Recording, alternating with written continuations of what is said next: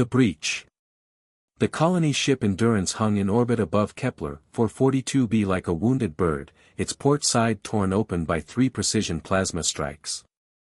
Commander Dax Merrill floated through the emergency bulkhead, his boots magnetized to the buckled floor. 17 crew members were dead. The medbay was vacuum. The attackers hadn't warned them. Hadn't hailed them. Hadn't given a single second for surrender. They had simply fired. "Talk to me, Reyes," Dax said into his helmet comm.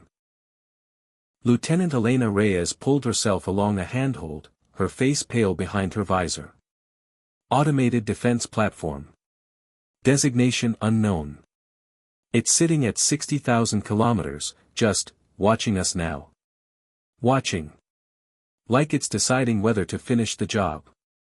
Dax looked out through the gash in the hull at the stars beyond, cold, indifferent, infinite.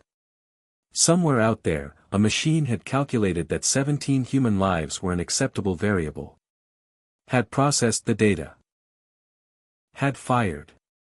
He pulled himself toward the command deck. What we built. Chief Engineer Tomas Varga was already at the Railgun console when Dax arrived.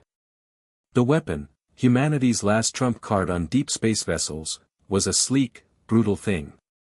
6 meters of electromagnetic acceleration tube, capable of launching a tungsten slug at 12 kilometers per second. It had never been used in combat. Not once, in 40 years of deep space colonization. "It's charged," Tomas said quietly. He was a large man with careful hands, and he held them flat on the console as though he didn't trust them near the controls. "Ready on your order." Dax strapped himself into the command chair. On the tactical screen, the enemy platform glowed amber, a squat, hexagonal structure bristling with sensor arrays and weapon ports.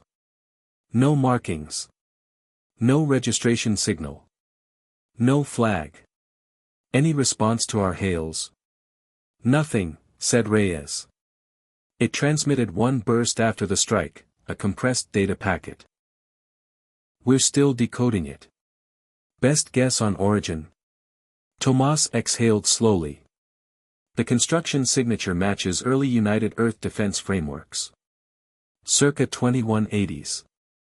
Someone built this thing and left it here, probably as a perimeter guardian for the colony that never made it." Dax stared at the amber glow. A guardian with no one left to guard. A weapon with no one left to tell it to stop. The silence before. The decoded packet arrived 7 minutes later. Reyes read it twice before she spoke. "It's a territorial claim. Filed by the Meridian Colony Expedition, 2181. This platform was their automated sentry, programmed to fire on any unauthorized approach." She looked up. "The Meridian was lost in transit, Dax. Everyone aboard died before they even reached the system. This thing has been out here for 90 years, doing its job." The command deck went very quiet. 90 years. Waiting. Firing. Loyal to people who no longer existed. "It'll fire again," Tomas said. "It won't negotiate. It can't. It was never built to." Dax thought of the 17. Of the medbay venting into space. Of the machine that had killed them not out of malice or fear or anger, but out of perfect, unthinking obedience to a dead mission.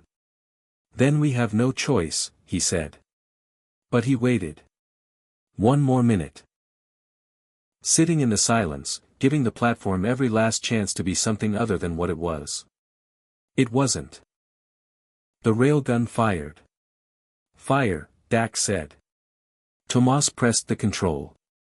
The Endurance shuddered.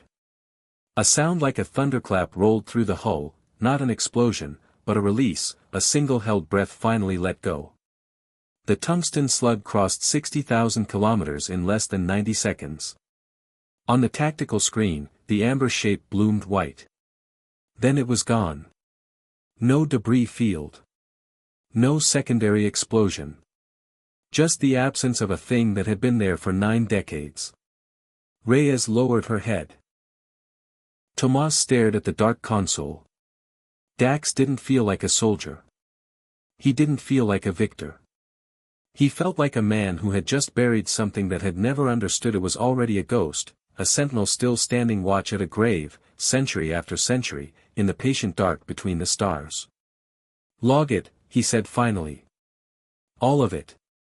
The meridian deserves to be remembered. So do ours. He unstrapped from the chair and moved toward the breach in the hull, toward the cold stars, toward the long work of survival that always, came after. The railgun cooled in silence behind him.